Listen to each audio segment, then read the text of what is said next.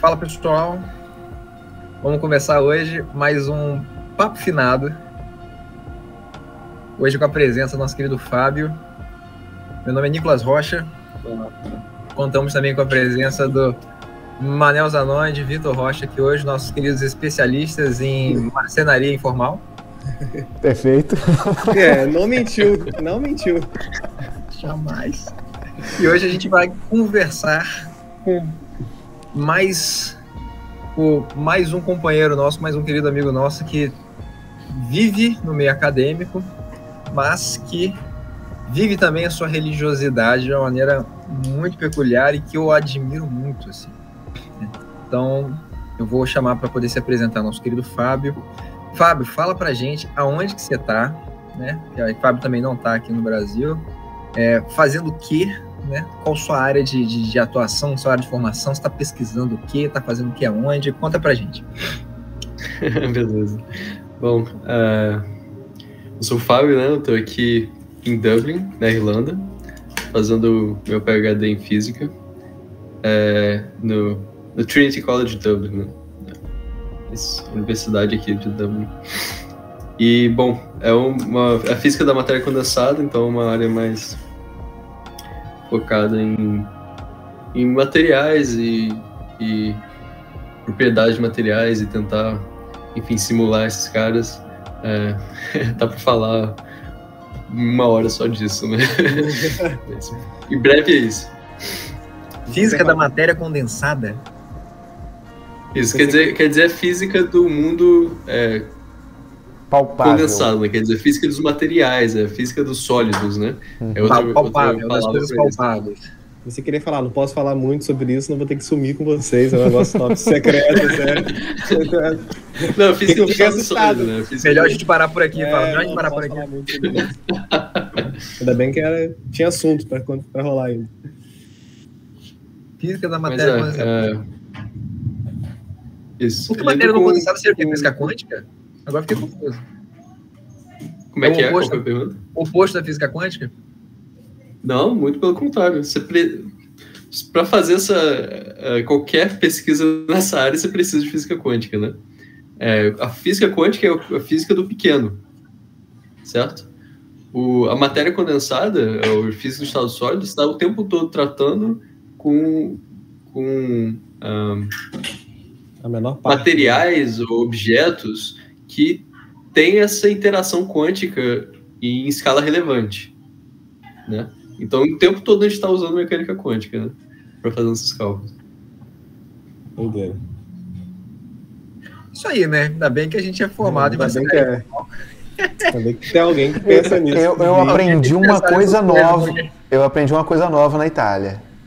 Madeira se chama lenho. Pelo menos uma matéria aí eu consigo já falar da física. Pô.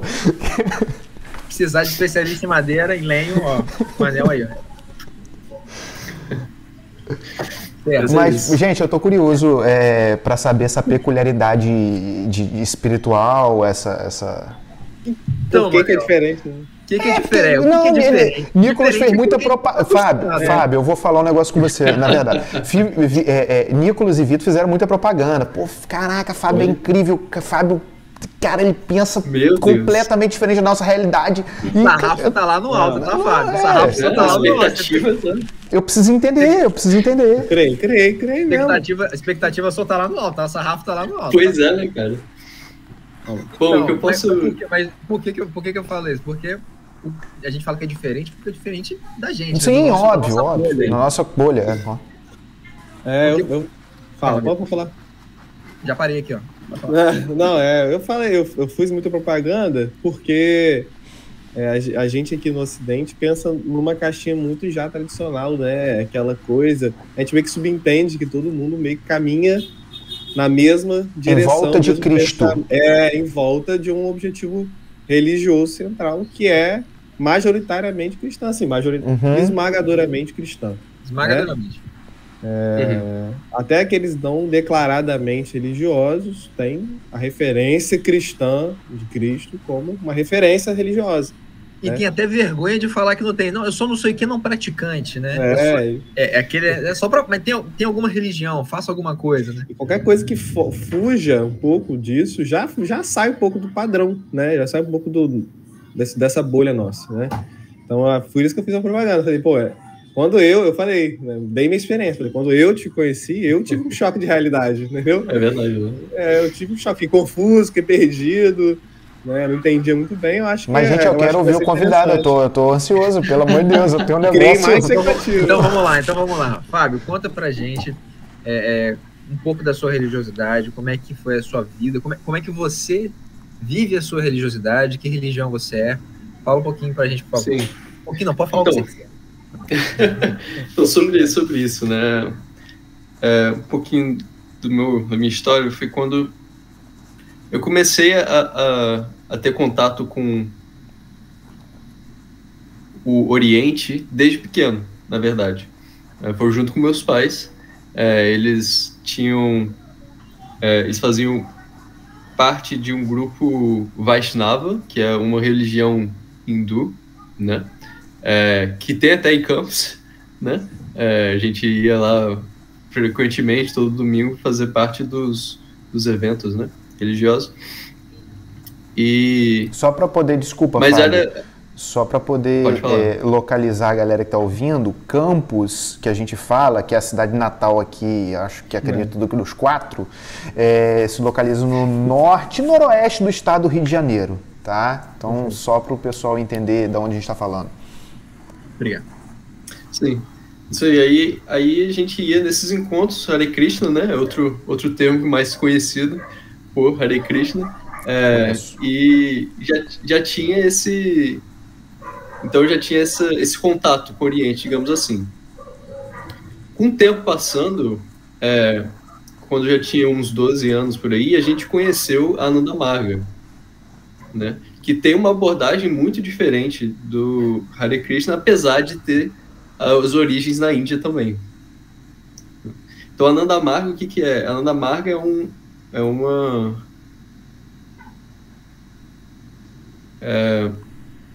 uma raiz, não uma raiz, como se diz? Vertente? Uma vertente, Então, uma vertente do Tantra Yoga, né? Desculpa, uma vertente do Tantra. Ah, sim. Do Tantra. Tantra, então, é uma coleção de vertentes, coleção de práticas espirituais que se originaram há 7.000 anos atrás, né? Com Shiva, foi o primeiro a organizar a espiritualidade na Índia naquela época. E a Ananda Marga surgiu, então, no século passado, trazendo muitas informações que foram perdidas com o tempo, recuperando os ensinamentos, digamos, originais de Shiva. Bom, aos 12 anos eu encontrei a Ananda Marga e, para mim, isso fez todo sentido. A forma de espiritualidade que a gente tem na Ananda Marga fez todo sentido. E, como você disse, é diferente do cristianismo, né? Acho que o que choca bastante é que a gente tem uma abordagem subjetiva, assim como tem o cristianismo, né? Você tem uma abordagem... O que quer dizer uma abordagem subjetiva? Quer dizer que você pensa... Você tem uma meta, né? Você tem ideais espirituais. Você tem um código de ética e moral que você segue, que você sabe o que é certo e o que é bom, né? Então você aborda essas coisas com essa subjetividade, com essa ideia, com essa ideação, essa ideologia, né? Em outras palavras. A gente também tem no Tantra um ajustamento objetivo, que é você botar isso em prática de certas formas, como dizer, você botar isso em prática de forma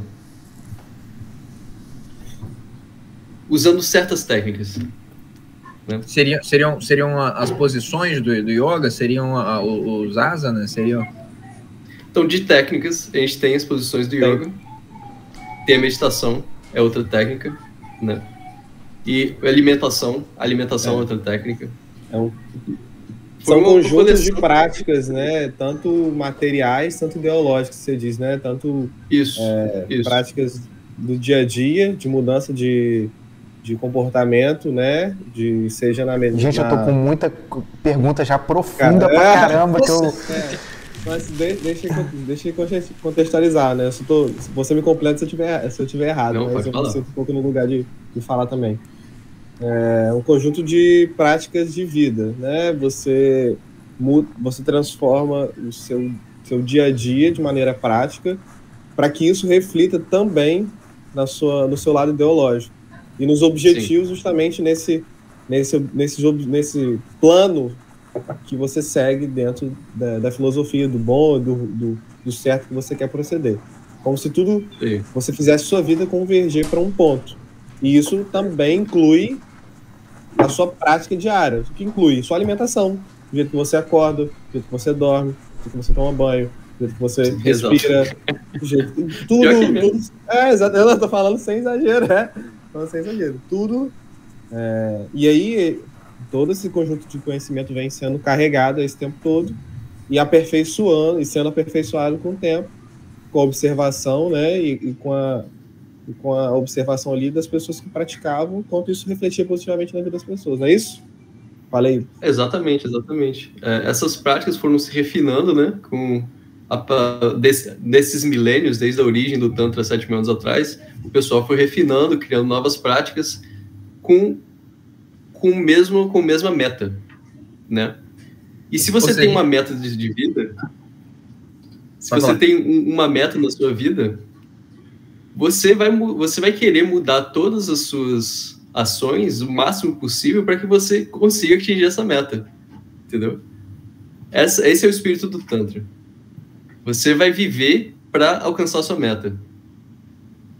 Então você vai fazer tudo possível. É a famosa prioridade, né? E qual que é a meta? Prioridade. Qual que é a meta? Bom, a meta é unir a consciência unitária com a consciência cósmica. Em outras palavras, é aniquilar a separação entre indivíduo e Deus. Né? Se tornarmos uma coisa só. Já começou a clarear. Começou a clarear. Ou seja, a gente está falando de uma cultura milenar de 7.000 anos. Ou seja, a gente convive, usa termos e o meio nosso cultural religioso tem 2 milênios. A gente está falando de uma cultura de 7 milênios, né? E estamos também falando de um contexto que não está baseado no Cristo, né? Porque o que pra gente que é cristão desde o berço é muito louco, né? A gente falar de uma cultura, falar de comportamentos, falar de todo que não engloba o Cristo, né? Pra gente que é cristão, é igual o Vitor falou, é uma coisa tipo assim, opa. Né? Como assim? Como assim, né? Olha só como é que é literalmente ver o mundo de uma outra forma. Ótica, Eu liguei pro Fábio, eu mandei mensagem pro Fábio no Natal, né?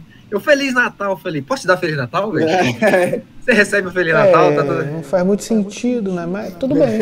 Eu vou dar Feliz Natal. O importante é a intenção, eu acho, né? Eu falei, tá valendo o Feliz Natal? Então, mas é adoro Natal, pode falar. Desejar felicidade, tá tudo certo. Não. Pode até ser outro dia. Pode ligar outro dia desejando. E eu conheci o Fábio, e o que eu acho legal, o Fábio, ele é extremamente coerente com aquilo que ele se propõe a abraçar, que ele se propõe a viver. O que nós deveríamos fazer, né? O que você espera de alguém? Nicolas, bom, pelo pouco que eu consegui interpretar e entender, que não é nada, mas é um pouco, bom, eu acho que toda essa cultura, ela se baseia em regras e práticas. Então, talvez seja muito mais fácil para o Fábio, porque ele tem roteiros, um script a seguir. A gente tem sentimentos e subjetividades absurdas dentro do universo cristão, cheio de modificações de líderes governamentais, políticos e por aí vai. Então, é difícil. Mas, por exemplo, é isso aí. A ideia... Mas o que eu acho bacana, por exemplo, que apesar dele se movimentar intimamente numa cultura que não é a da maioria, né, ele está inserido no meio, né, que a gente está inserido. Ele sofre as influências externas que a gente sofre. Concordo. Né, seja da sociedade, seja da política, seja da propaganda. Então, Fábio, só completa pra gente. E como que você faz? Existe uma comunidade em Dublin que também tem as mesmas práticas? Como é que funciona isso? Ou você consegue fazer isso online? Ou não? Sou eu por eu? Bom, aqui em Dublin, acho que eu consigo responder isso trazendo o que você disse antes, falando sobre as práticas, né? Tipo, tem um conjunto de práticas, um conjunto de regras que eu sigo, por isso é fácil. De fato, né? Esse é o caso mesmo. Assim como vocês também têm, né? Como o Cristo passou um conjunto de práticas, um conjunto de regras. É difícil, né? Irmão. A gente também tem. Mas esse é o papel do preceptor. Esse é o papel do, como a gente chama no Tantra, do guru, né? Do professor, do mestre espiritual. E se ele sabe qual é o caminho e ele passou as instruções para chegar lá, passo a passo, você não tem por que você, né? Qualquer duvidar. lugar, fala, onde eu tiver, eu posso fazer, vá. Sim, você tem confiança nele, você tem fé nele, você não precisa duvidar. Então, você perguntou aqui em Dublin como é que é. Quando eu cheguei em Dublin, não tinha muitos margues. A cabeça borbulhando. Tinha eu e mais uns 2. Mas, aos poucos foram surgindo outros, né? Outras pessoas foram se interessando. E a gente foi, assim, as pessoas foram aprendendo Tantra. Mas o Tantra não é necessariamente, quer dizer, o Tantra tem um aspecto individual, né? Você não precisa ir para a igreja para fazer o Tantra, né? Para fazer as práticas do Tantra. As práticas que a gente tem são práticas diárias, assim. A gente faz meditação todo dia. Nem do Cristo, tá? A gente que inventou moda. Não mandou ir para lugar nenhum, não, mas vambora. Mas o Tantra também tem um aspecto coletivo muito forte. Quando a gente faz práticas espirituais juntos, é como se a soma o total do conjunto fosse maior do que a soma das partes, né? Então, intensifica. É bom que você tenha pessoas praticando junto. Fábio, deixa eu só voltar ali. O guru é uma criatura viva ou uma entidade, vamos colocar assim? Como é que funciona isso? Ou seja, da mesma maneira que a gente teve o Cristo histórico que teve aqui e passou, quem é o guru O guru, o verdadeiro guru é a consciência pura, perfeita. O que isso quer dizer? Você não precisa de alguém, né? Teoricamente, você não precisa de um corpo humano para te dizer o que fazer, né? Você não precisa de um corpo mediador. Você pode entrar em contato com essa consciência perfeita. Na verdade, esse é meta, ou em outras palavras, Deus. Deus é o último guru, né? É o verdadeiro guru. Agora, é difícil se você não tem a prática espiritual, né? Se você não tem a religiosidade, o que quer que seja, você entrar em contato do nada com essa consciência pura. Nesse momento entra o guru ou o preceptor, a pessoa que já foi lá e sabe como fazer, né? Sabe como chegar lá. Então, para você obter essa informação, é fácil que você tenha um corpo físico, né? Claro, os espíritas, eles conseguem também através dos espíritos. Não necessariamente você tem um corpo humano de carne, né? Você tem um corpo ali, como se diz? Etéreo, psicoespiritual? Né? Etéreo espiritual, isso aí. Mas é esse o papel do guru.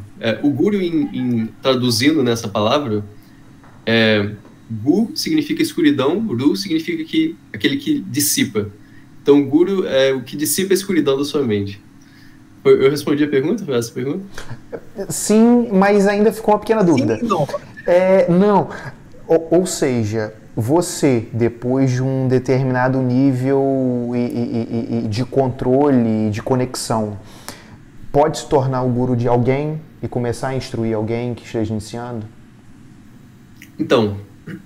Mas o Anel tá inspirado nas perguntas hoje, velho.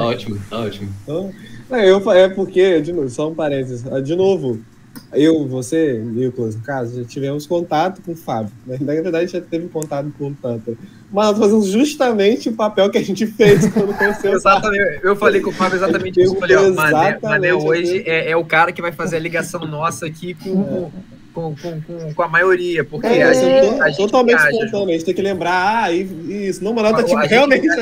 A gente consegue conversar já em outro sentido, eu falei, Manel é o cara que eu falei que não podia faltar, porque é o cara que vai puxar a gente para as perguntas que literalmente vão desdobrar o assunto, porque senão a gente já vai conversar aqui de outras coisas. Eu tô tentando... Bom, gente, tô sendo super sincero nas dúvidas, e eu acho que eu tô fazendo o papel de todo mundo que tá ouvindo, né? Que nunca teve contato com... É pra ficar bem alinhado mesmo nesse sentido. Exatamente. Sim, então tá ótimo, tá muito boas perguntas. Então, o Guru, geralmente nessas linhas espirituais, né, de yoga, do Tantra e outras linhas do Tantra também, você tem essa linha disciplinar, que é Guru cria o discípulo, depois que o Guru se vai, o discípulo vira o Guru e ensina os próximos discípulos, né? E assim por diante. Você tem uma falha nesse sistema, que é que os seres humanos não são perfeitos, né? Esses discípulos que se tornam gurus, eles não necessariamente alcançaram esse estágio supremo. Eles não alcançaram a conexão direta, né? Não necessariamente. Então, o que isso causa? Os ensinamentos vão sendo subjetivados, vão sendo interpretados. De acordo com a personalidade. Ruído, né?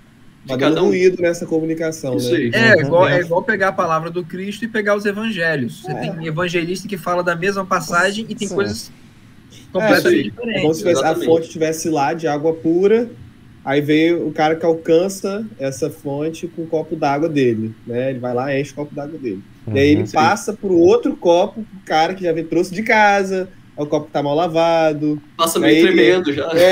Já toma um pouquinho, já toma perde um pouco da água. E aí por aí vai, até chegar... É isso aí. Exatamente. Tem aquela água menos água um pouquinho mais suja, aquele cheirinho de alho de geladeira, que fica aberto lá, aquela água de cebola. Então, aí isso faz com que o Tantra, que surgiu lá 7 mil anos atrás, seja interpretado hoje em dia como a espiritualidade do sexo, né? Eu ia falar isso. Quando você começou a falar de Tantra, desculpa, mas a indústria, o comércio, já me fez entender desde pequeno que é pra você saber, desculpa as palavras, gente, mas ter performances circenses dentro exatamente. É uma verdade. Pessoal, a nomenclatura, né, cara? Assim, ó. Desculpa, não, é até um desrespeito, né? Porque a gente não faz ideia, e é isso que venderam pra gente. É isso aí. Não, mas isso é bom o Fábio ter falado nisso, porque é cultural. Outra coisa que também ficou justamente disseminada é o nome, né? Então, quando ele falou Tantra, eu fiquei assim, reflexivo, né? Quieto, porém reflexivo. Fábio, um cara tão recatado, o Fábio se mexendo com essas coisas de tântrico, hein, Fábio? Você tá sabendo? Tá sabendo que o Fábio mexe com essas coisas? Chamei umas 15 pessoas pra fazer um tanto lá em casa, você fala... Mas então, é justamente o resultado, né, dessas distorções. Existe uma escola do Tantra, né, entre aspas, Tantra, que é justamente essa tentativa de transformar a energia sexual em energia espiritual. Né? Mas não é esse, isso surgiu de uma má interpretação do ensinamento de Shiva, de um ensinamento de Shiva. Né? Que legal, como chega para as pessoas, né? Uma má interpretação. Da mesma maneira que tem gente falando que acredita no Cristo e faz arminha com a mão, tem é uma deturpação do ensinamento da pessoa. Né? Eu sou cristão, eu sou cristão, só que eu prefiro sem o Cristo. Tem gente que já falou. Tem gente que fala isso, tá? Tem gente que já falou isso. Eu sou cristão, mas eu não gosto do ensinamento do Cristo. É difícil. Então, a gente lida exatamente.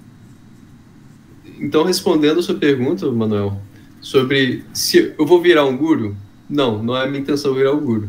Por quê? Porque nós temos acesso aqui na Andamarga, né, o nosso guru é e é o guru que veio com a conexão ligada já, com a conexão de direta consciência pura, né, já estabelecida.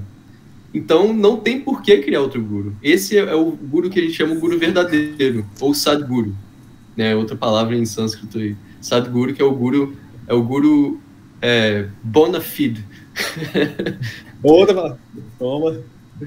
Bona fide é latim, né? Tá, mas vamos lá. Esse guru dessa linha sua, ele necessariamente é uma inteligência? É alguém? É alguém? Boa. Ele tem cara? Não, tem foto dele. É legal. Ele tava vivo. Então, ele encarnou, né, no século passado, num corpo humano. Mas o corpo humano não é o guru. Óbvio. Certo? O guru é a consciência pura.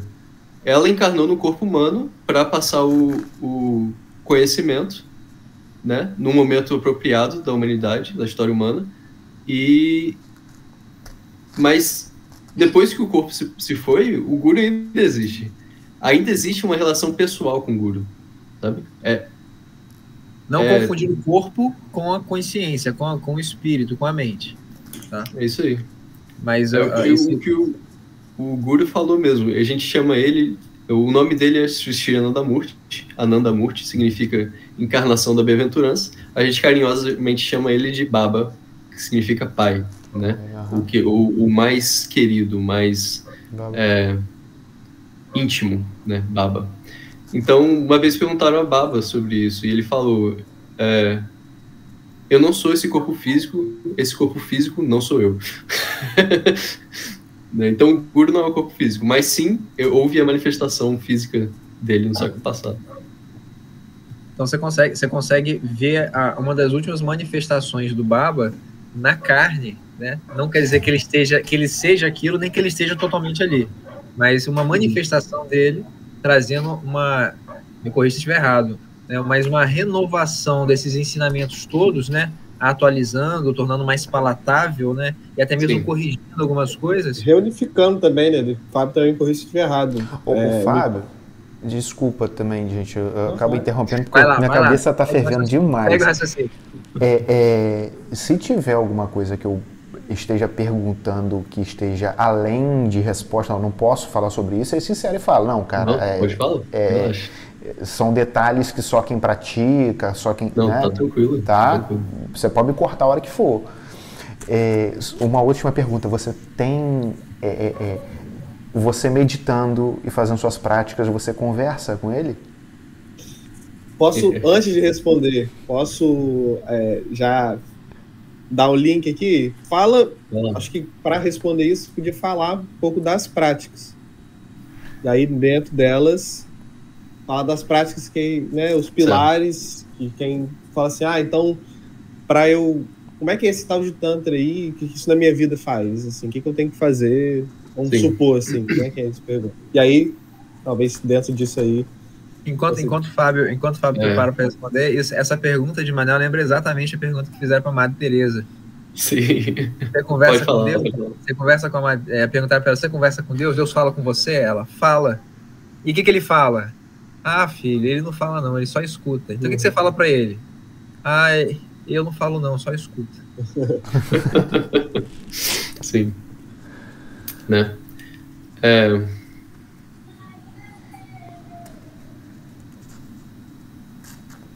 A interação com Deus é realmente além de palavras, né? A inspiração que você tem em insights não vem de uma conversa. É como se tivesse feito um download na sua cabeça, né? Mas é claro, isso varia muito de pessoa para pessoa. O que eu quero dizer com isso? A sua mente, ela passou por todas as suas encarnações, ela passou por experiências que moldaram quem você é hoje, a sua personalidade. E a sua personalidade pode ser tal que você ter um bate-papo com Deus seja a melhor forma de criar uma relação pessoal com Ele, né? Ter essa relação essa relação pura, sabe? Essa relação como de pai e filho, né? Essa relação de intimidade. Foi o que você disse? Intimidade. Cumplicidade, intimidade. Sim. Bom, o que eu quero dizer com isso nas práticas, como o Vitor falou, a gente tem uma série de lições de meditação, né? Então, e em uma delas, você tem um tipo de meditação que a gente chama de dhyana. Mas eu vou chegar lá, então. Vou explicar um pouco como é que a gente segue as práticas aqui. O sistema da Ananda Marga de Yoga se chama Raja Yoga. Significa o yoga dos reis dos reis. Há uns 2000 anos atrás, Patanjali criou o sistema Raja Yoga, que é o yoga dos reis, né? Que foi uma divisão do yoga em 8 passos. Se você faz esses 8 passos, você fez yoga. Já que a gente está aqui, né? O que é fazer yoga? É botar um volã, ir pra academia, meter aquela musiquinha assim no fundo, com um piano, e você tá fez yoga. Tem que suar bastante, né? Yoga com cabra é muito legal, yoga, né? Hot yoga com vinho. Hot yoga me quebra demais. O hot yoga me quebra demais. Então, o que significa a palavra religião? Religar, né? Religare. Você tem que saber, gente. Religare. Religare o quê? Religar a nossa vivência, né? A gente se religar com Deus, na verdade, né? É a gente ligar a nossa... Yoga... Isso aí. Yoga significa a mesma coisa. União. Yoga significa união. União do indivíduo com Deus. Essa é a palavra yoga. Legal. Então, para você alcançar o yoga, o Patanjali falou, você segue 8 passos. Aí, então, quais são os 8 passos? Primeiro, tem 2 passos que se chamam yama e niyama. São ética. Ética e moral, né? 2 passos principais. Claro que isso tem toda uma divisão, tem 5 yamas, 5 niyamas, mas isso a gente, enfim, são detalhes, né? Asana significa posturas físicas. Pranayama, controle da respiração, né? Então, yama, niyama, asana, pranayama, 4. 5. Pratyahara, reclusão dos sentidos, né? Você se retira sua mente do exterior. Dharana significa concentração, é o 6º passo. Concentração.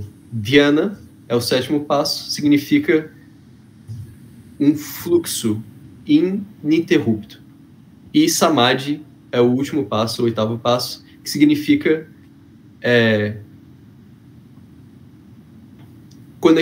significa a conexão última, a conexão espiritual ou o êxtase espiritual, né?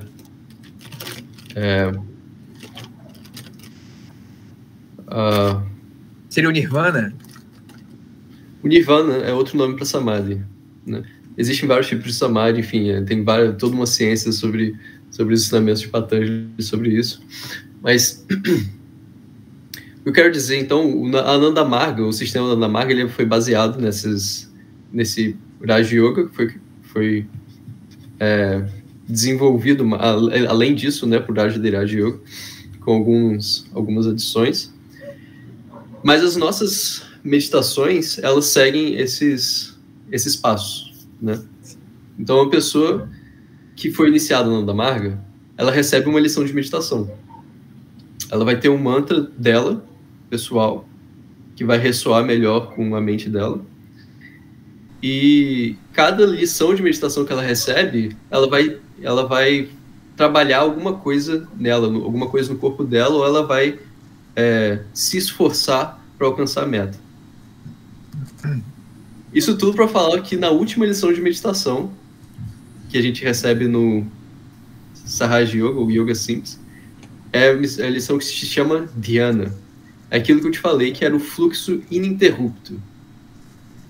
É o fluxo ininterrupto entre você e o Guru.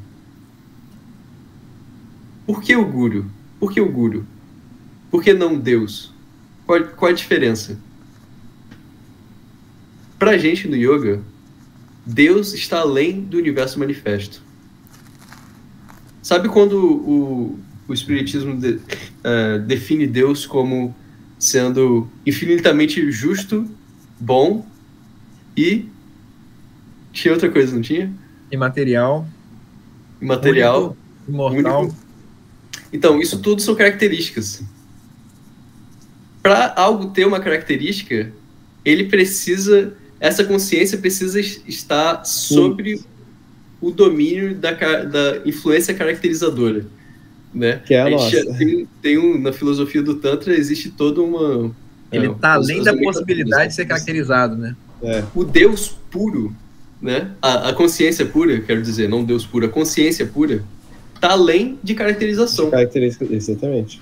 Então, como que você aqui nesse universo manifesto no corpo humano vai conseguir sequer conceber algo que está além de caracterização? Para isso que serve o Guru. O Guru, o Sadguru, ele é a ponte entre esse universo manifesto e o universo não manifesto. Então, em Dhyana, que é a última lição de meditação, eu estou falando aqui como se vocês fossem Margues. Né? Não, eu consigo interpretar da seguinte forma. É uma forma de respeito e admiração absoluto, porque você se distanciar e criar uma lógica de ponte para de forma alguma se sentir no poder de denominar o que está acima da nossa compreensão, isso é muito bonito. Mas, ponte é uma palavra boa, ponte é uma palavra-chave, tá, Manel? Ponte é uma palavra-chave. Mas é exatamente isso que a gente estava comentando. A gente chegou a comentar algumas coisas disso no último encontro, tá, Fábio? Justamente por causa disso. O que a gente consegue imaginar é o que a gente consegue imaginar. E Deus está além disso. Se eu consigo entender, por mais que eu não consiga entender o que é o infinito, mas eu consigo conceber o conceito do infinito, Deus está além do conceito do infinito. Ou seja, Deus está além do infinito. O infinito é o que Deus permite que eu saiba dele. Sim. Porque senão ele não seria Deus. E essa parte você pode ter certeza que é infinitamente justa e boa. Essa parte do livro dos Espíritos que falei, isso aqui, dá para entender Deus? Não. Então tá, eu consigo entender algumas características dele, né? Kardec fala, eu não tenho como conceber ou conceituar Deus. Eu não sei o que ele é, mas eu tenho que saber o que ele não pode deixar de ser para ser Deus. Isso. Porque defini-lo não tem como defini-lo, né? Mas é justamente...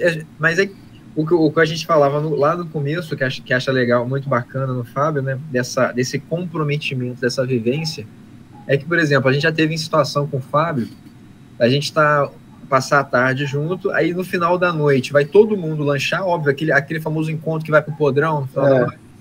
Em geral vai continuar, a conversa continua no podrão, conversa, parará, cada um pede o seu, está todo mundo na mesa, rafado de fome, porque estava todo mundo junto, cada um com um hambúrguer desse tamanho, e quando olha, tá Fábio, na paz lá. Vai comer, não? Não, hoje é dia de jejum. Meu irmão, se eu estou em jejum, eu não vou botar um pé no poker. Eu vou lá, eu vou comer. Né? Eu estou com fome, eu estou o dia inteiro sem comer. Ele estava na paz do Cristo, na paz do Guru. O pessoal do lado dele, assim, com um hambúrguer vegano. Né? Imagina. Você não vai dar uma mordida.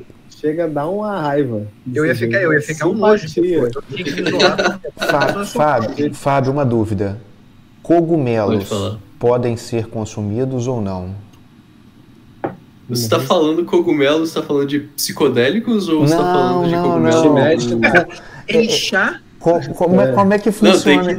Não. Especificar, né? Só tentando caracterizar, porque para muita gente é complexo isso, né? Cogumelo tá onde? Tá em que reino? Como é que funciona? Porque reino funge, mentira. É complicado pra biologia definir cogumelo. Eu tinha perguntado ao Daniel semana passada. Eu tô falando por uma questão de respeito, né? Pelo pouco que eu sei, eu imagino que Fábio não consuma nada de origem animal, né? Errado.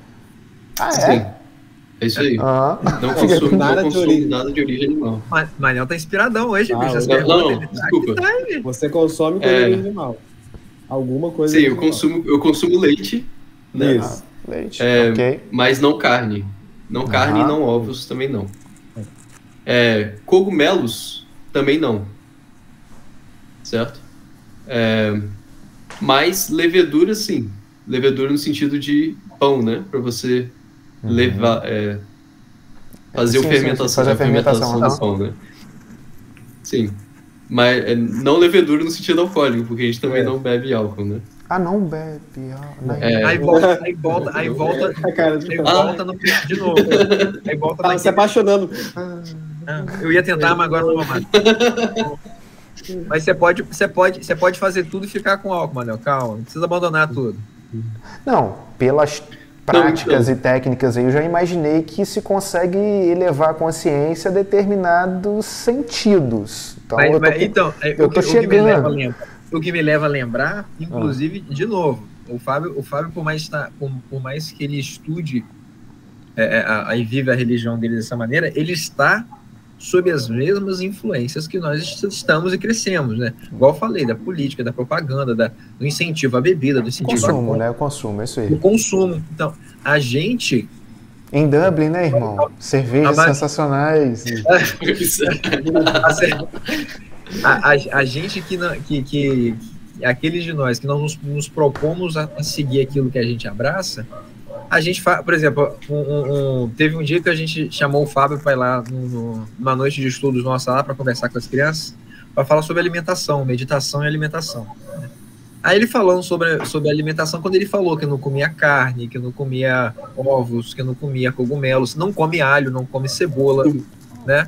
Aí o pessoal já, tipo já ficou assustado, vai ser.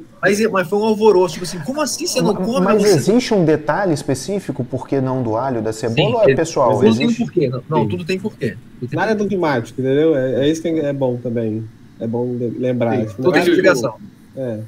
Sim. Não tem não, a gente pode falar sobre isso, Fábio? Olha o curioso. É só o Nicolas terminar. Não, a pergunta só do alho e da cebola, só isso. Por que não alho e não por que cebola? Explica aí, Fábio, por favor. O motivo do alho não e cebola não é o mesmo motivo da carne não e do cogumelo não, né? Esses alimentos foram testados, né? Durante esses anos que o yoga foi desenvolvido, as pessoas, conforme você vai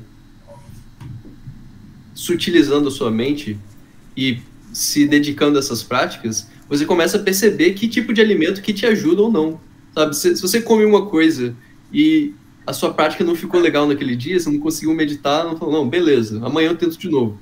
Não ficou legal de novo, amanhã eu tento de novo, não ficou legal. Se você corta e melhora, aí você pensa, pô, só pode ser isso. Né? Ou seja, comparação bem esdrúxula. É igual você comer uma feijoada e achar que você vai correr, vai jogar futebol depois. Não é recomendável. O dia que você faz isso e percebe que se você se alimentar levemente antes da feijoada, antes do futebol, você vai ter uma prática esportiva melhor, né? Então você vai e começa a se alimentar mais leve antes de se exercitar. Só que a yoga são em níveis de sutileza, né? Que foram conseguiu ser observado durante milênios. Sim. O seu corpo é feito das coisas que você come, né? Isso é óbvio. Né? Você não vai sair de um bebê para um adulto só respirando, né? As coisas que você está comendo que estão se transformando em você. Então, agora por quê? Esses alimentos, eles carregam um tipo de energia que a gente chama de energia densa ou energia tamásica. É um dos tipos de energia que compõe esse universo, e esse tipo de energia não é propício para meditação. Né? Essa é a resposta simples. Agora, você fala, Fábio, eu preciso não beber, preciso ser vegetariano para fazer meditação? Óbvio que não. Tudo isso são recomendações. Não existe certo e errado. Não, quer dizer, existe certo e errado, mas não existe... Proibições. Né? Você pode jogar bola informalmente aos finais de semana, ou você pode ser um jogador profissional. Você escolhe se você vai se dedicar ou não. Tudo me pode, nem tudo me convém. Não, e existe também a realidade individual, né? Se você respeita a realidade individual de cada ser, você entende que cada indivíduo ali tem um ponto de partida diferente do outro.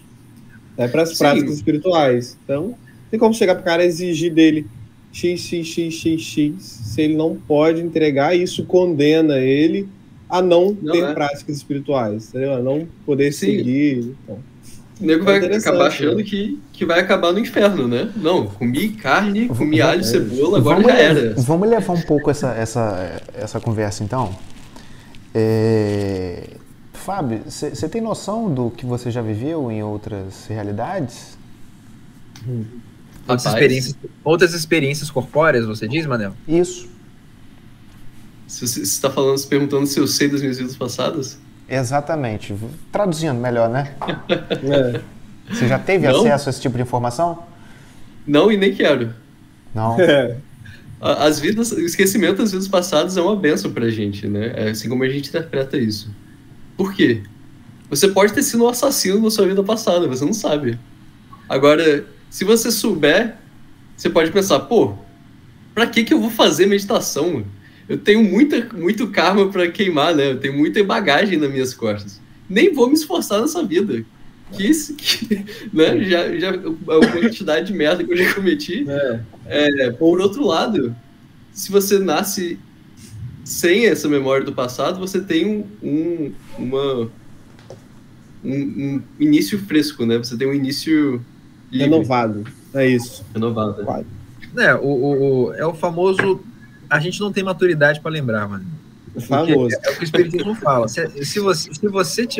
Quem tem maturidade para lembrar, lembra. Ponto. Isso é parecido. Porque a gente pode se envaidecer, ou a gente pode se ensoberbecer, a gente pode entrar na depressão profunda. Fiz essa pergunta só pelo fato da quantidade de técnicas e observações que o cara pratica. Então, né, vai que não existe um treinamento assim específico ou uma meditação que eu posso... Existe, mano. Existe. Existe, mas a grande questão, que eu vou agora reiterar, agora eu vou passar o pano aqui, que eu sou fã também, é justamente o código moral, que são os primeiros passos, né, do Tantra, né, é muito forte, é muito vivo. Então existe a meta. A sua meta não é a vida passada, entendeu? Só para alinhar. É isso aí. A sua meta não é a vida passada. Não é aquilo que você fez. Pra que eu vou você perder já tempo? É o resultado daquilo que você fez. Entendeu? Os detalhes daquilo que você fez estão ocultos por algum motivo. Justamente esse motivo, né, que a gente estava comentando agora. O objetivo é qual? O objetivo não está lá na frente, né? Vamos supor que existe esse vetor, trás e frente, né? Então o objetivo é a divindade. Então, o que você fez... Então, isso que eu falo, se Deus quisesse até existem muitas potências no corpo humano, existe, né? A gente conversando, falando sobre o tipo de meditação, os caras ficam meditando de cabeça para baixo, debaixo da terra, e sem comer anos. Falei, parceiro, isso tem que ter um nível de controle absurdo. Até onde isso te leva à divindade, sabe? Tipo, então, assim... mais ou menos por aí. Escola diferente, mas é isso aí. Para você que vive isso diariamente, acorda com suas práticas, estuda diariamente e tal, o meio acadêmico que você transita, ele dá abertura para você, não vou nem dizer viver isso, né, mas o meio acadêmico, ele já já flerta com a espiritualidade? Esse é um papo normal no meio acadêmico, ouvir sobre espiritualidade, ou não? Você não tem a direito, liberdade de se expressar? Não sei, eu não imagino como é que seja o meio acadêmico. Será que o meio acadêmico é opressor com quem é espiritualizado? Então, são duas coisas, são duas ciências diferentes, né? A gente tem a ciência da matéria, que é a física, biologia, química, a gente tentar... física da matéria condensada. Fiz uma matéria condensada. A gente tentar descrever como esse universo funciona, né, a partir das nossas observações, dos nossos sentidos, dos nossos 5 sentidos exteriores, né? Tem a ciência intuitiva, que é toda a ciência que desenvolveu todas essas práticas e que tem como objetivo levar o ser humano para outro patamar, né, digamos assim. Elas não trabalham as mesmas coisas, mas muitos cientistas, muitos físicos famosos, inclusive, têm interpretações dos seus trabalhos e eles trazem certas interpretações espirituais também. Por exemplo, Newton. Na época do Newton, a gente tinha um conceito de referenciais absolutos, né? Você precisava de ter um referencial absoluto para que todo o resto funcionasse. E para ele, o Deus era um referencial absoluto. Newton sendo católico, né? Se não me engano, mas era cristão. Deus era um referencial absoluto para os cálculos dele, né? Na ideia dele. Enfim, Einstein e outros físicos também, cada um tem a sua forma de interpretar o que você observa, né? O que você observa. Agora, então, a física em si não te dá a resposta de se existe Deus ou não, ou qual a interpretação de Deus. Tudo que ela pode te dar é o que a matéria está te falando, né? É o que os seus experimentos te mostram ali, né, no seu olho. A física não consegue, ela não abrange a espiritualidade, o mundo espiritual, a dimensão espiritual, digamos assim, né? Ele trata com a dimensão física. Esse é o limite da física, né? Ele fala com a tranquilidade que consegue setorizar tudo com tanta facilidade que sabe? Porque como é que vive uma religiosidade intensa, assim, né? E como é que vive no meio acadêmico, bem, né? Porque o meio acadêmico para mim soa muito frio, né? Justamente. Mas a partir do momento que a gente entende que a ciência ordinária é para cuidar das coisas da matéria e a religiosidade é para ajudar nas coisas espirituais, ou seja, que elas não se misturam, mas se complementam, né? Aí começa a facilitar essa... O meio acadêmico, ele precisa ser frio, né? Ele precisa ser calculista, para você não cometer erros, você não criar um prédio, você não desenvolver um prédio que vai cair, ou você não criar uma vacina que vai matar todo mundo. É um método, né? Existe um método, né? Isso, existe um método científico, e esse método científico é seguido, né? Como é que fez a vacina? Eu benzi ela antes de você. Uma água que eu benzi vai lá pra te cobrar.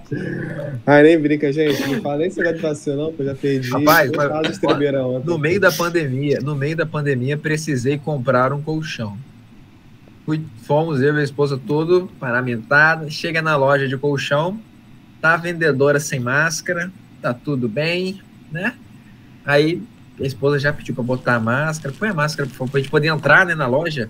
Precisa não. Sim. Tem um anjo aqui na porta, não deixa o vírus entrar.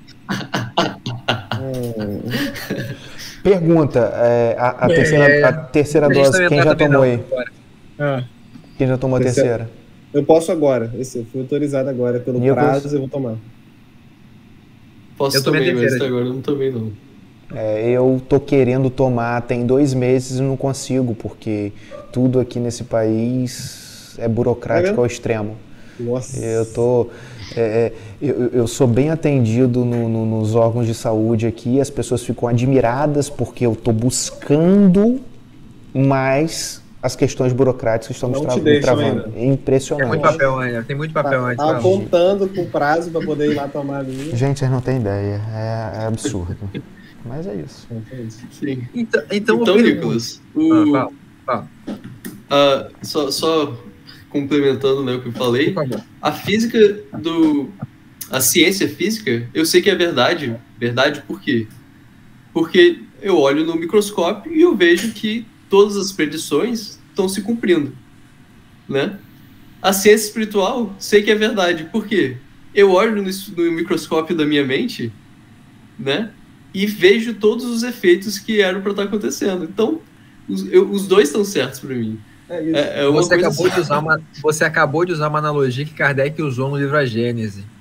Ele fala exatamente isso. Da mesma maneira que o microscópio é uma ferramenta que a gente utiliza para olhar o mundo, ele chama infinitamente pequeno, e os telescópios abriram possibilidades de a gente vislumbrar o espaço.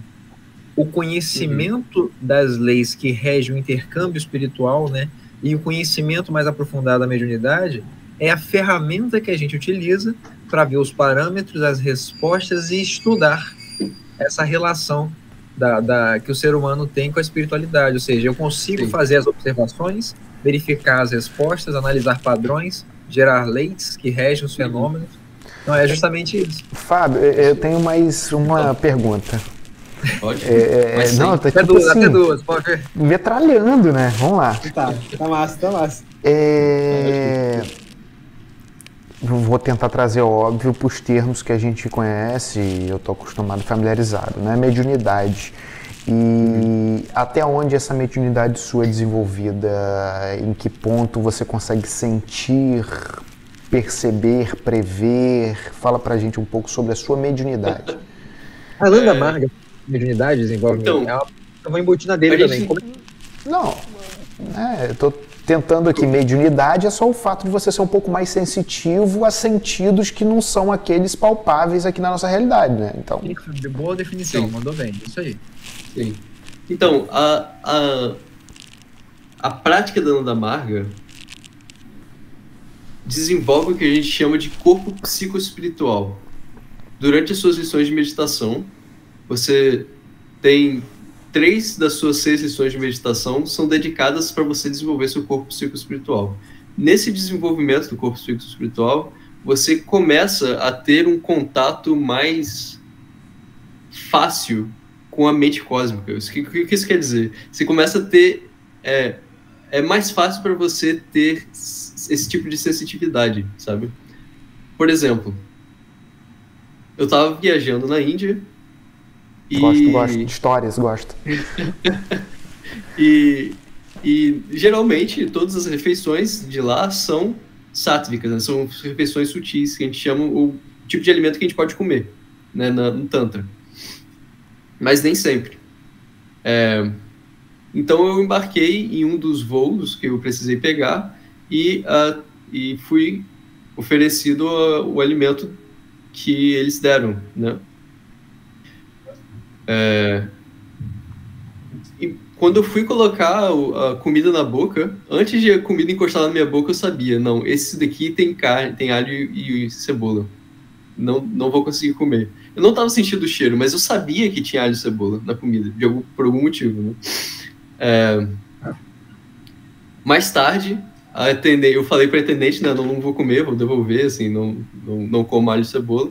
Mais tarde a atendente volta e fala, olha, teve um casal lá na frente que pediu a comida sem alho, sem cebola, mas eles não querem comer.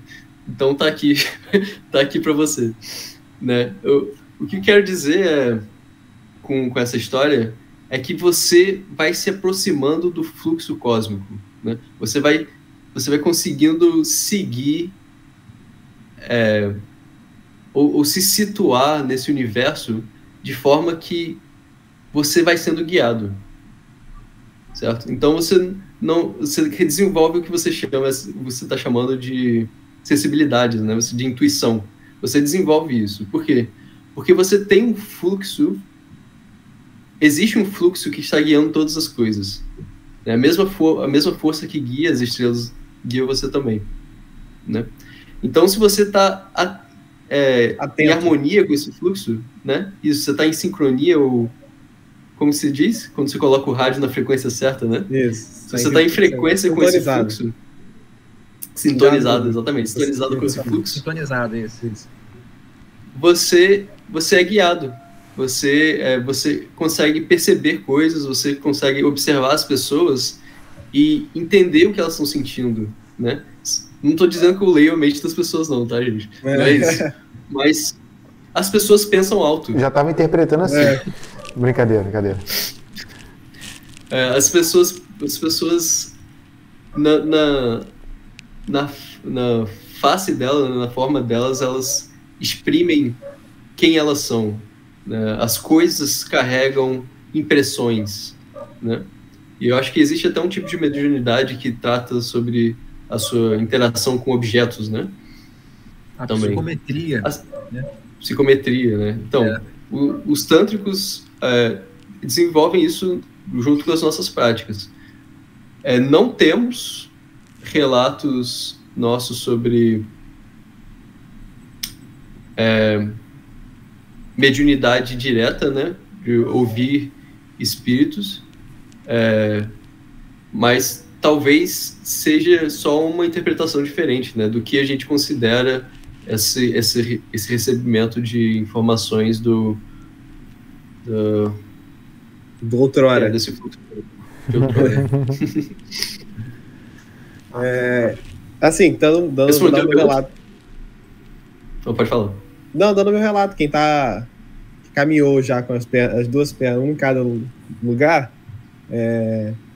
e eu sinto isso, assim. Eu sinto que existe esse refinamento dos sentidos, assim. Sempre que eu penso em retomar as práticas espirituais tântricas, né, me vem logo a sensação, isso é muito legal, vou deixar muito claro, a sensação de bem-estar, né, que traz as técnicas, né, que trazem isso, esse conjunto de práticas, né. E é isso, é muito sobre isso mesmo, sobre você refinar os seus sentidos para isso, né? Eu visualizo, minha analogia que eu fiz na minha cabeça é o seguinte: a gente está o tempo inteiro saturando os sentidos de maneira inadequada, né? Sentidos físicos mesmo, né? E os sentidos espirituais, muitas vezes. Nas práticas do Tantra... A gente vai soterrando o nosso sentido espiritual. Exatamente. Na prática do Tantra, na prática do Yoga, vamos botar assim, né? Na prática do Yoga, que são esses conjuntos de práticas que o Fábio já falou mais cedo, você consegue ensinar o seu corpo de várias maneiras. Tanto que existem partes que você se concentra mais na mente, partes que você se concentra mais no corpo. Porque tudo isso é um conjunto, né? E funciona junto, né? É o seu pensamento que motiva a sua ação, né? E a sua ação reflete no ambiente, que reflete em você, que muda o seu pensamento, e por aí vai. Então, quando você vai aprendendo a alinhar isso, a calar muitas coisas e retirar, como falou, tem um momento de você se retira, né? Retira os sentidos, você começa a observar coisas que você não observa, literalmente, né? A sentir coisas que você não sente, porque você desafoga os seus sentidos em muitas partes, né? Tudo. Você desafoga a audição, a fala, né? Enfim. Tudo isso. Por quê? Porque é um conjunto de multifatorial, né? Tudo gira em torno de uma coisa só. Então, a prática da alimentação vai te ajudar em uma coisa, a prática dos asanas vai te ajudar em outra coisa, a prática da meditação, dito cujo lá, vai te ajudar em uma coisa, né? Por aí vai. Esse é o meu relato pessoal, assim, de quem já é o que o Fábio falou, né? Eu vejo que o negócio deu certo, eu vejo o resultado, né? Você vê que funciona de fato, né? Não é uma cultura que começou ontem, né? Milênios de experimentação e de observação de situações que... Sim, pra gente, pro tântrico, o corpo é a nossa ferramenta. Né? O corpo e essa mente, esse corpo psicoespiritual, E esse corpo físico é a nossa ferramenta. Então a gente vai fazer todas essas práticas que você está falando aí para desenvolver tudo isso, né? E como você disse, são as práticas. Diga-se de passagem, eu também não comecei cortando nada, não. Na época que a gente se conheceu, eu e o Fábio, né? Que a gente começou. Eu tenho só uma última dúvida agora. Eu vou parar de perguntar, porque eu tô me sentindo chato já. Deixa ele terminar a historinha. Só que na época que eu comecei, eu não cortei nada não, mano. É isso que eu tô falando, assim.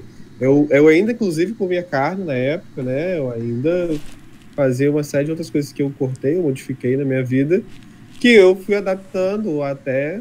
E aí fui observando com o tempo o que era melhor, o que funcionava melhor para mim, aos poucos modificando, né? O meu estilo isso, de vida, você não precisa de nem ser vegetariano para fazer o Tantra. Mas tenta, fica 6 meses sem comer carne e vê se melhora a sua meditação. Aí decide depois se vai querer voltar ou não. Fala, Manuel. A melhor frase que eu ouvi foi o Fábio falando, né, nesse dia do estudo com a molecada, né? Quando o pessoal entrou em choque, falando, não come carne, não come nada, né? Teve 2 frases muito boas, né? A primeira é que o pessoal, não, mas por que isso tudo? com a paz de Cristo, a paz do Baba chegou olhando, tô cagando regra não, faz e me fala se é bom ou não. primeira resposta. A cena era a seguinte, ele sentadinho na cadeira, assim, perninha cruzada, a paz de Cristo, ele meteu, tô cagando regra não, gente, vocês fazem o que vocês quiserem. O pessoal, quando você fala que não é pra comer carne, que não é pra beber, não pode usar alho e cebola, o pessoal se sentiu ofendido.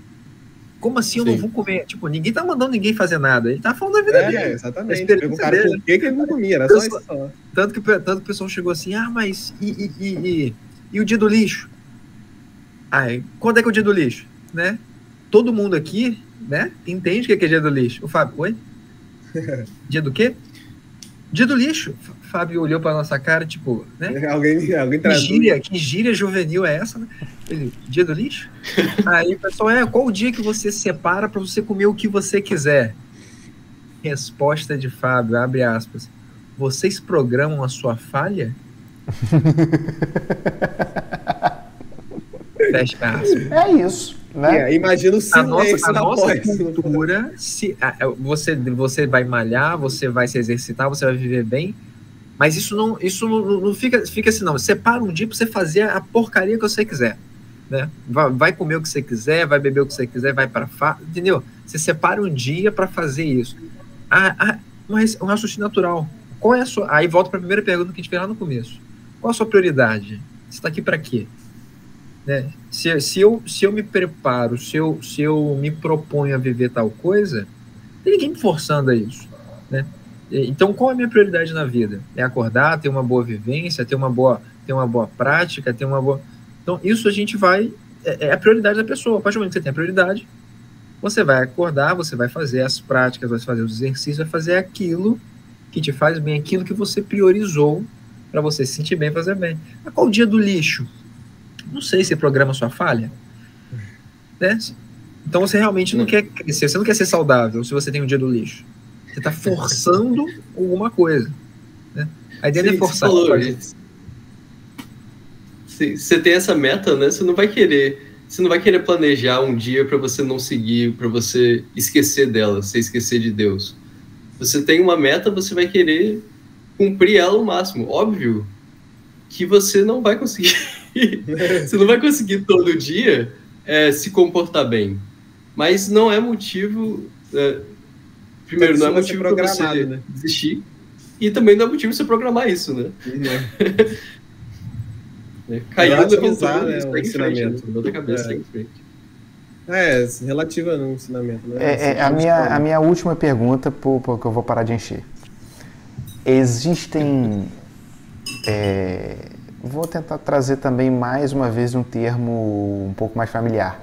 Símbolos ou alguma coisa sagrada dentro dessas práticas do que você acredita? Existe algum símbolo sagrado ou atos sagrados? Existe essa concepção de sagrado? que você quer dizer como sagrado? Que você tem que respeitar, que, por exemplo, vou Usa uma historinha aí. Vou trazer para dentro do catolicismo, vamos colocar, né? Igreja Católica Apostólica Romana. A gente tem estátuas, a gente tem cruzes, a gente tem vários símbolos sagrados, né? Existe alguma coisa que pode ser até material ou talvez imaginária dentro das suas práticas, do que você acredita, que seja sagrado?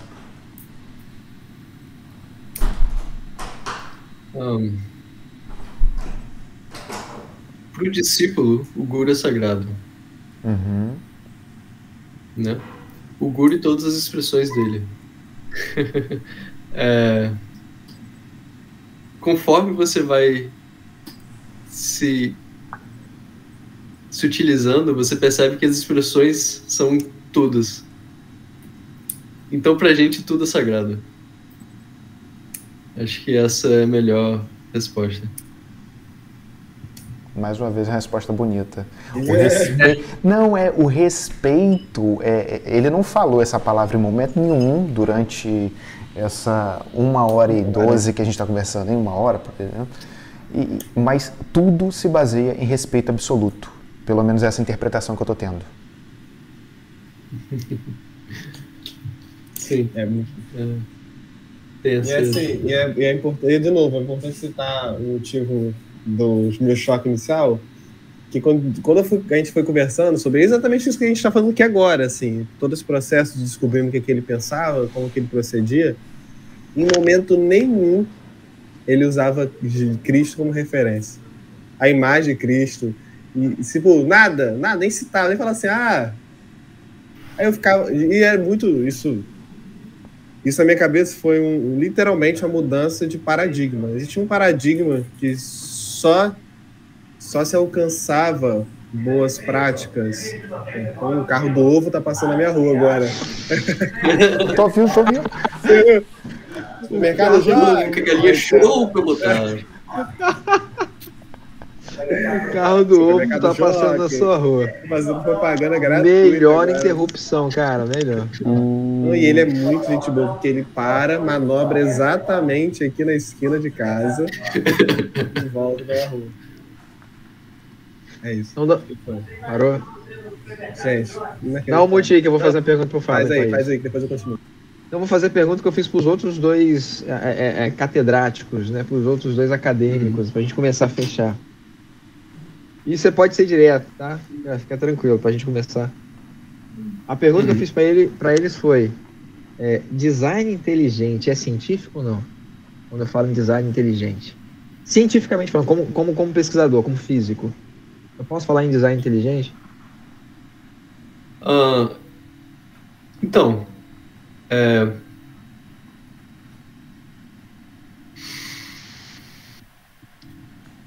isso, se você considerar algo inteligente, é algo muito subjetivo, né?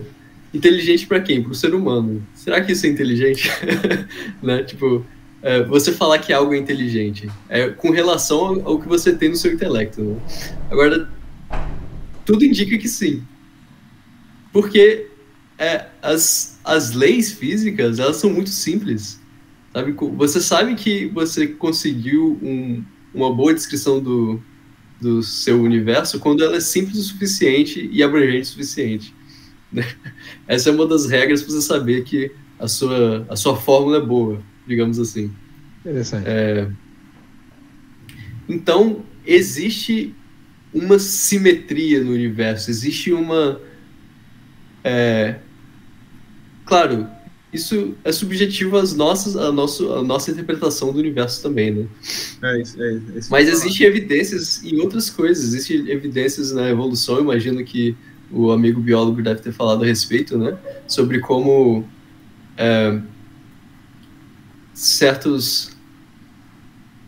até seres humanos evoluem, seus genes mudam mais rápido do que simplesmente mutações aleatórias. Né? Tibetanos conseguem respirar ares mais rarefeitos do que o nosso, geneticamente falando, porque eles vivem naquela região, né? Não deu tempo para você ter uma uma seleção natural de Darwin para você desenvolver esse gene do ar rarefeito. Então existe algo por trás dessa evolução, existe algo por trás desse design. O que é? Pode ser a mente do corpo coletivo dos seres humanos, enfim. No final das contas... Que para você faz total sentido como sendo Deus, porque é todo um coletivo, né? Então... Sim. Fisicamente falando, assim, como cientista, eu admiro a simetria do universo, eu admiro a simplicidade das leis físicas, e para mim isso é significado de que existe uma ordem, né? Ou uma inteligência, uma ordem, mas não dá para você provar isso matematicamente, né? Responde, para mim respondeu. Não, e é exatamente isso, como a vida do catedrático, a pessoa que faz ciência, do pesquisador, e que tenha qualquer tipo de religiosidade ou crença, é exatamente essa, né? Você se mergulha muitas vezes em provar a matéria, né? E ali se desdobrar em cima dos acontecimentos materiais. A sua crença pessoal te diz que aquilo tem um motivador. Para mim, existe um motivador biológico em várias coisas, né? Existe um motivador... O que o Fábio usou um bom exemplo, em várias coisas, em várias mutações, várias doenças, existe um motivador para isso tudo. Cientificamente, não tem como comprovar isso ainda, sabe? Comprovar no caso dele, matematicamente, não tem como comprovar que as mutações genéticas são frutos de processo reencarnatório, milenar, enfim, entre aspas. Mas as duas coisas coexistem. Dá para fazer ciência e falar de... Fala. Saiu agora no último dia 12, né, do 12 de janeiro, né, na revista Nature, sugere que mutações do DNA podem não ser totalmente aleatórias. Uma ideia contrária ao estabelecido na teoria da evolução. A pesquisa envolveu um trabalho de 3 anos de sequenciamento genético de centenas de herbáceas da espécie Arabidopsis thaliana, comumente utilizados no estudo científico, por ter um genoma relativamente pequeno. Cientistas cultivaram plantas no laboratório, controlado e garantia condições de sobrevivência às plantas com diversas mutações. Essas podem ser definidas como mudanças que acontecem no material genético de um organismo, DNA ou RNA. As mutações podem acontecer, por exemplo, saiu agora na Nature. E mutações do DNA podem não ser totalmente aleatórias. Agora, semana passada. Fábio, e para quem quer conhecer um pouco mais aí sobre o universo, o seu universo, o universo que você pensa, o que você recomenda? O que procurar? Quais termos olhar no Google? Ou qual tipo de meditação você acha mais interessante? Tem uma montanha na Índia que se você for pegar... Mentira. Sair agora andando. Então, se quiser saber mais sobre a Nanda Marga... É só assinar um plano de brincadeira. 24,90. Eu vou passar por apenas. Eu vou passar um pix. Não, eu sugiro que existem canais no YouTube, né, para quem fala inglês. Meditation Steps é um canal do YouTube muito bom, de um monge da Nanda Marga russo, né, que fala sobre muitas coisas. Todo vídeo dele é bom, tá? Pode abrir qualquer um. Eu, pessoalmente, indico os vídeos do Yama Yama, que são os princípios de ética e moral. Esses têm legenda em português, mas a maioria dos vídeos não vai ter legenda em português. Isso para quem quer conhecer online, né? Uhum. Se você quiser conhecer pessoalmente, procura a Nanda Marga na sua região. A gente tem centros em alguns lugares do país, a gente tem centro no Rio de Janeiro, tem em São Paulo, tem em Belo Horizonte, em Brasília, Rio Grande do Sul. Você vai encontrar algo próximo de você, assim. Relativamente, né? Ou pelo menos relativamente, né? O Brasil é muito grande. Infelizmente. Mas vou dizer que se você entrar em contato com alguém da Nanda Marga e falar que você quer aprender, cara, os caras vão dar um jeito, vão te passar material, vão fazer Verdade. e na maior tranquilidade, uma boa vontade do mundo. Eles são muito, os dados são muito tranquilos, muito gente boa. Inclusive, você pode até entrar em contato comigo também, se você quiser, né? Se aprofundar. Tô à disposição. Provavelmente eu vou deixar aí no post. O meu e-mail vai estar aí Clica aqui. O meu arroba estar aí vai na aparecer descrição aqui do vídeo. aí, ó, boa. Cara, isso é YouTube, né? Uma coisa pra ficar certo, você vai voltar pra falar sobre meditação pra gente. E a gente fala aqui do universo da Nanda Marga, né? Um dia, você, por favor, a gente pode marcar para poder falar sobre meditação. Você fala um pouco mais, aí para poder falar com mais tranquilidade de meditação, alimentação, né? Sim, tem muito pano para manga aí. Nossa. Exatamente. Acho que a gente vai conseguir aos poucos desenvolver esse assunto, sim, tá? Eu acho que a gente pode já fechar, que já foi 1h30, né? Tranquilamente aqui. Tá, e Fábio, quase. são que horas aí, Fábio? Já vai estar tarde aí, né? Aqui já são Fábio 10h20. Fábio dorme cedo. Pois Fábio dorme 9h30 para acordar às 4 da manhã para meditar. A gente e aqui já são 11h20. Então, nossa, então. Tá bom. É bom que a gente deixe o assunto pra gente dar uma continuidade nos próximos encontros. Sim. Se Deus quiser, se Baba quiser. Tá ótimo. Fábio, obrigado. Prazer. Gente, obrigado mais vocês. uma vez. Valeu, Prazer Fábio. todo Obrigado meu. pelos esclarecimentos. Pessoal, obrigado vocês. Prazer todo Obrigado a quem ficou aí. O Fábio deu uma ideia. Um cara que tem o Fábio deu uma ideia legal. O pessoal que ficar com dúvida, né? Manda dúvida, né? Já que vai ter no YouTube, põe a dúvida aí, escreve. A gente pode fazer uma noite para tirar dúvidas, para conversar, para falar. Dá pra fazer também, dá pra fazer um apanhadão aí dos comentários. Dá. Inclusive nos vídeos anteriores, né? O Fábio deu essa ideia, fazer uma coletânea das perguntas, botar todo mundo num dia só, e cada um responde a pergunta que foi em cada vídeo, se for o caso. Tá? Perfeito. A gente vai.